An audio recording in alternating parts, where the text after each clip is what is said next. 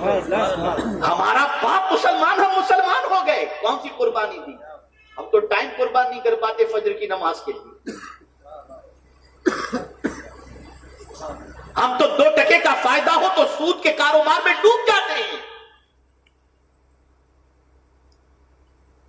ہمارا حال یہ ہے کہ ہم نے کبھی یہ سمجھنے کی کوشش نہیں کی سود کیا ہے اور اس کے نقصانات کیا ہیں اور اس کے آداب کیا ہیں، اس لیے کہ ہمیں صرف دنیا دنیا دنیا۔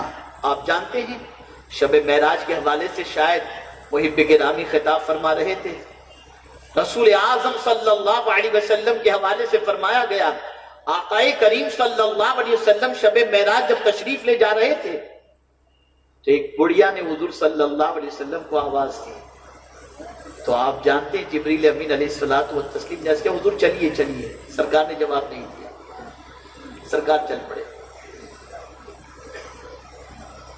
پھر کسی نے آواز دی سرکار صلی اللہ علیہ وسلم کو، آقا نے توجہ نہیں فرمائی، پھر رسول اعظم صلی اللہ علیہ وسلم کو سلام پیش کیا گیا تو جبریل امین علیہ الصلوۃ والتسلیم نے عرض کیا حضور ان کے سلام کا جواب ارشاد فرمائیں، سرکار نے سلام کا جواب عطا فرمایا۔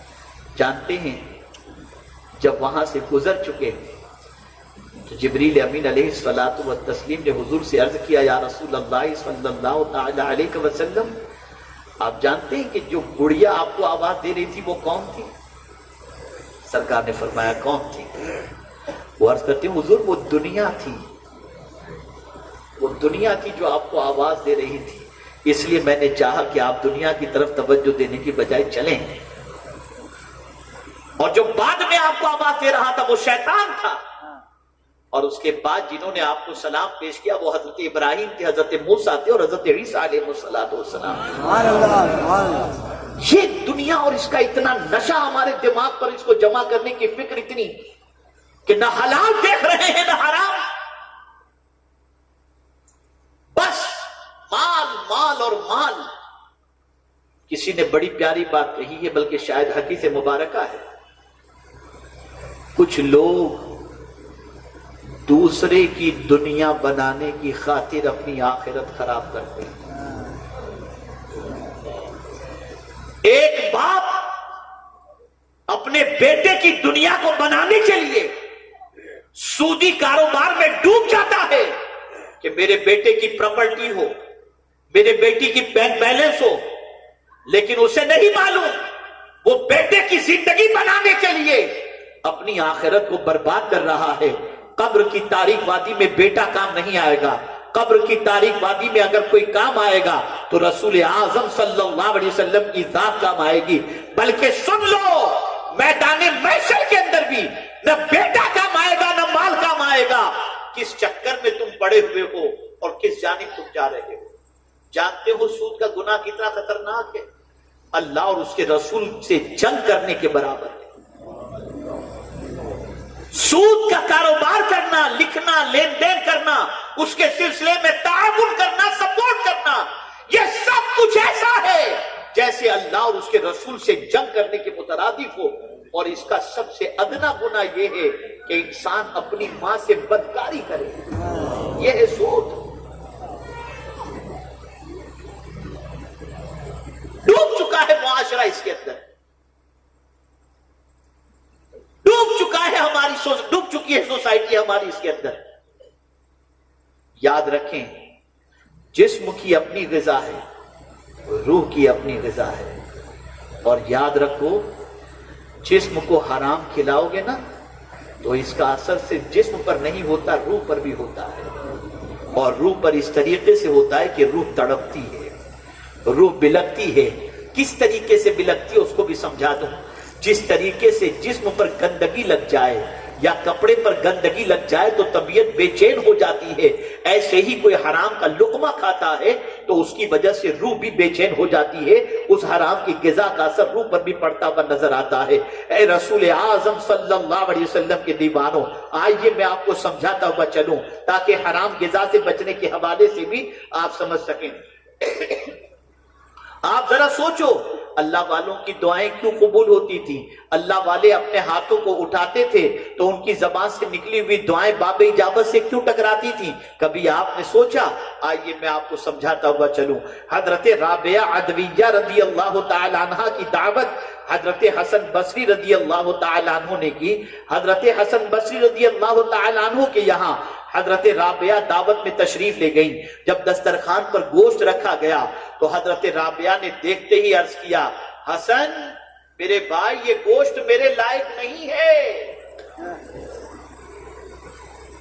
یہ گوشت میرے لائق نہیں ہے۔ حضرت حسن بصری رضی اللہ تعالیٰ عنہ کو تشویش ہوئی۔ آپ نے سوچا میرے گھر میں اور میرے گھر کا گوشت، آخر اس میں ایسی کون سی خرابی آ گئی؟ فوراً بلایا خادم کو، بیٹا گوشت کون سے قصاب کے پاس سے لے کر کے آیا تھا؟ عذر فلاں کے پاس سے، چلو اس کے پاس گئے۔ قصاب سے پوچھا یہ جانور تو نے ذبح کیا تھا؟ کہا ہاں۔ اسی جانور کا گوشت تھا؟ بالکل ہاں۔ صحیح طریقے سے شریعت و سنت کی روشنی میں ذبح کیا تھا؟ ہاں۔ کہا حضور کیوں پوچھ رہے ہیں؟ کہا تیرے جانور کا گوشت آج جب میرے دسترخوان پر رکھا گیا تو رابعہ نے کھانے سے اپنے ہاتھ کو کھینچ لیا۔ حضرت حسن بصری رضی اللہ تعالیٰ عنہ کے جواب کو سننے کے بعد وہ خود حیرت میں پڑ گیا۔ پھر حضرت حسن بصری رضی اللہ تعالیٰ عنہ نے پوچھا ذرا یہ بتاؤ یہ جانور تم نے کس سے خریدا تھا؟ کہا فلاں شخص سے۔ کہا چلو اس کے پاس گئے۔ اس کے پاس جانور کے مالک سے پوچھا تم نے اسے بیچا تھا؟ کہا ہاں۔ کہا جانور تمہارا ہی تھا؟ کہا ہاں۔ کہا کیوں پوچھ رہے ہیں حضرت؟ اس لیے پوچھ رہا ہوں کہ یہ جانور کا گوشت رابعہ کے سامنے رکھا تو کھانے سے اس نے ہاتھ کھینچ لیا، بس اتنا سننا تھا کہ جانور کا مالک کہتا ہے ہاں ہاں۔ رابعہ ہے ہی ایسی کہ ان کے لیے یہ جانور کا گوشت جائز نہیں تھا۔ حضرت حسن بصری نے پوچھا تیرے جانور میں کیا خرابی تھی؟ غور سے سنو۔ تو حضرت حسن بصری رضی اللہ تعالی عنہ کو وہ جانور کا مالک کہتا ہے حضور جانور تو میرا تھا لیکن ایک دن میرا کھیت چرتے چرتے پڑوس کے کھیت سے اس نے چند گھاسیں کھا لی تھی، اس وجہ سے رابعہ نے اپنا ہاتھ کھینچ لیا۔ سبحان اللہ۔ اللہ کی ولیہ گوشت دیکھ کر پہچان لیتی تھی کہ یہ کھانے کے لائق ہے یا نہیں، اور آج کا مسلمان کہتا ہے بسم اللہ پڑھ کے سب کھا لو۔ ہنسنے کی بات نہیں ہے، سر پیٹو اپنا۔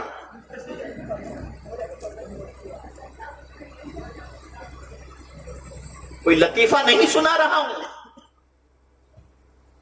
جو جی میں آیا کھا رہے ہیں، حرام حلال جائز ناجائز سب کھا رہے ہیں اور پیٹ بھر کر کے کھا رہے ہیں۔ یہ حال ہمارا ہو چکا ہے۔ کبھی ہم نے نہیں سوچا یہ گوشت ہمارے لیے حلال ہے یا نہیں ہے۔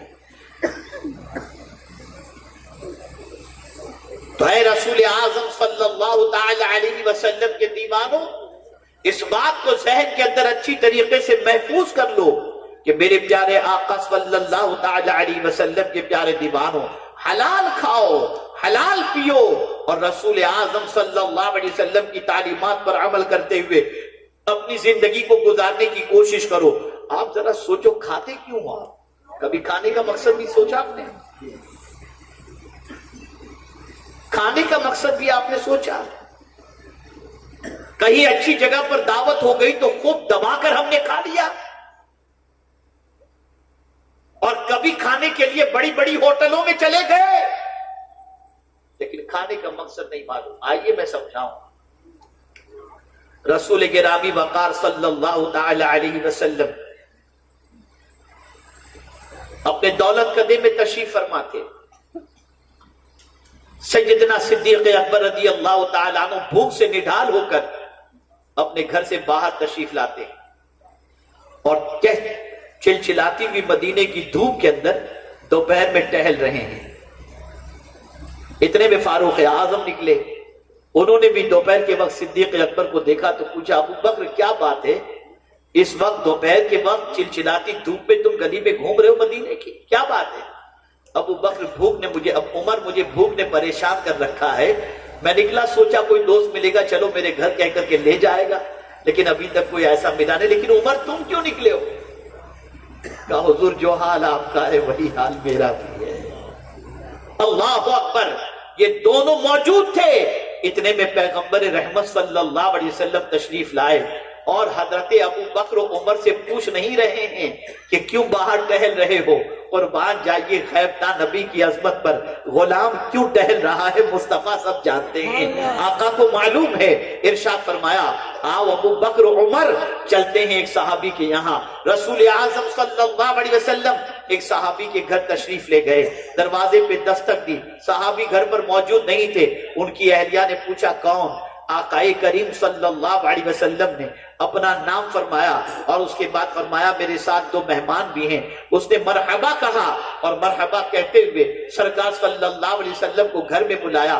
دونوں سرکار صلی اللہ علیہ وسلم کے صحابہ حضور کے ساتھ گھر میں تشریف لے گئے، ابھی بیٹھے ہی تھے، اتنے میں وہ صحابی کھجوروں کی تھال بھر کر کے گھر میں تشریف لائے۔ اللہ اکبر، ان کو معلوم نہ تھا کہ آج حضور آنے والے ہیں، پیغام پہلے سے نہیں دیا گیا تھا، لیکن باغ میں جب موجود تھے تو دل کہہ رہا تھا کہ شاید میرے گھر مدینے کا چاند جلوہ گر ہوا ہوگا۔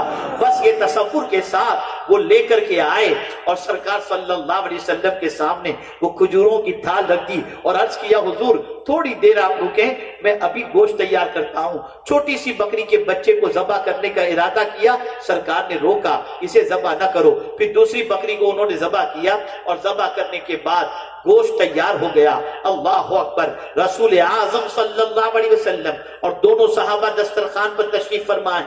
اللہ اللہ، آقا کریم صلی اللہ علیہ وسلم کی بارگاہ کے اندر وہ گوشت بھی رکھا گیا، روٹی بھی رکھی گئی۔ رسول رحمت صلی اللہ علیہ وسلم نے جیسے ہی اچھے کھانے کو دیکھا اور روٹی کو دیکھا، صدیق اکبر سے فرمایا ابو بکر، فاطمہ نے 1 مہینے سے ایسا کھانا نہیں دیکھا ہے، پہلے اس کے گھر یہ کھانا پہنچایا جائے۔ کھانا پہنچایا جاتا ہے، پھر حضور صلی اللہ علیہ وسلم کھانا تناول فرما لیتے ہیں، اور جب کھانا کھا لیتے ہیں تو کھانے کے بعد سرکار صلی اللہ علیہ وسلم کی آنکھوں سے آنسو جاری ہو جاتے ہیں۔ اللہ اکبر، رسول اعظم صلی اللہ تعالی علیہ وسلم کو روتے ہوئے دیکھ کر صدیق اکبر نے پوچھا یا رسول اللہ صلی اللہ علیہ وسلم رونے کی وجہ کیا ہے؟ اب غور سے سنو، یہ کون سا طریقہ ہے؟